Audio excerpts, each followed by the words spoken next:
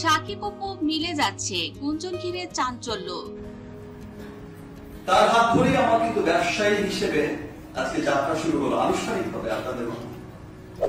আমরা যখন যেতাম কসমেটিক্স কিনতে, যখন যেতাম পারফিউম কিনতে, বিভিন্ন প্রসাধনী কিনতে, এদিকে অনেকে দাবি করছে সাকিব খান এবং অপু বিশ্বাস তারা যে মিলে যাচ্ছে, কিন্তু তাদের ভিতরে ডিভোর্স হয়েছিল।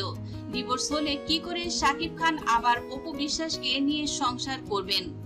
এদিকে এই কথার প্রেক্ষিতে নায়িকা অপু বিশ্বাস তিনি একটি ভিডিও শেয়ার করেছেন গণমাধ্যমে, যে ভিডিওটি 2017 সালে পাবলিশ করা হয়েছিল। সে পুনরায় নায়িকা অপু বিশ্বাস ভিডিওটি শেয়ার করে জানান, সাকিব এবং অপু বিশ্বাসের ভেতরে নাকি কখনোই ডিভোর্স হয়নি।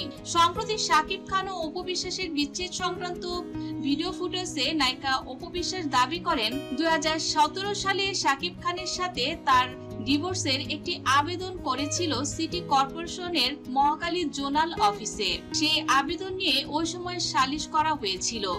সাকিব উপস্থিত না হলে অপু বিশ্বাস উপস্থিত শুনানি হয়েছিল। আমাদের আজকে সালিশ কেসে বিবাদী অপু বিশ্বাস উপস্থিত হয়ে তার বক্তব্য প্রদান করেছেন। তিনি আসলে মীমাংসা চান, তার সন্তান নিয়ে, স্বামী নিয়ে ঘর সংসার করতে চান। বাদী উপস্থিত হননি। সিম্পল একটি সাদা কাগজে একটি আবেদন পাঠিয়েছেন, কোনো কাজী অফিসের মাধ্যমে ওটা রেজিস্ট্রি হয়ে আসেনি।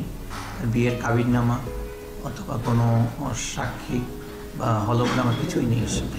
এদিকে অপু বিশ্বাসের দেয়া সেই ভিডিও ফুটেজে দেখা যায়, ভিডিওতে সিটি কর্পোরেশনের এক কর্মকর্তা বলতে দেখা যাচ্ছে, আমাদের আজকের সালিশ কেসে বিবাদী অপু বিশ্বাস উপস্থিত হয়েছেন, তার বক্তব্য প্রদান করেছেন। আসলে তিনি মীমাংসা করতে চান, তার স্বামী নিয়ে সংসার করতে চান অপু বিশ্বাস। বাদী উপস্থিত হননি।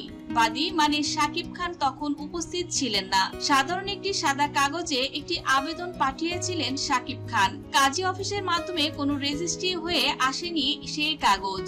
কোনো কাবিননামা, কোনো সাক্ষী, কোনো হলফনামাও সেখানে আনা হয়নি। এর কারণ বলতে নায়িকা অপু বিশ্বাস ব্যাখ্যা দিয়েছেন।